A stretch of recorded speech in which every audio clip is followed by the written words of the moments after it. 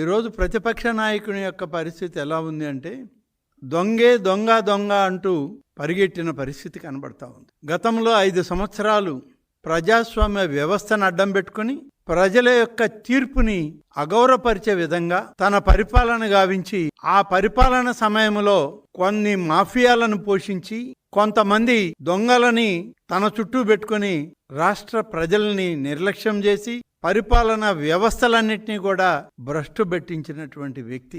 దొంగ చేతికే తాళాలిస్తే ఏమవుద్దో అది 5 సంవత్సరాల కాలం ఈ రాష్ట్ర ప్రజలు ఒక దిగజారిన వ్యవస్థలో, నైతికంగా పతనమైనటువంటి వ్యవస్థలో వాళ్ళు బ్రతుకు జీవుడా అని చెప్పి ఉన్నటువంటి పరిస్థితులను గమనించాం. తిరుమల తిరుపతి దేవస్థానానికి సంబంధించి ఏ ఒక్క వ్యవస్థను కూడా మనుగడలోకి రానియని పరిస్థితి. తన బంధువులను, తనకు అత్యంత ఆప్తులను ఇవాళ ప్రపంచ ప్రఖ్యాతిగాంచినటువంటి తిరుమల తిరుపతి దేవస్థానానికి అధిపతులుగా పెట్టి నువ్వు చేసినటువంటి దుర్మార్గం అంతా ఇంత కాదు.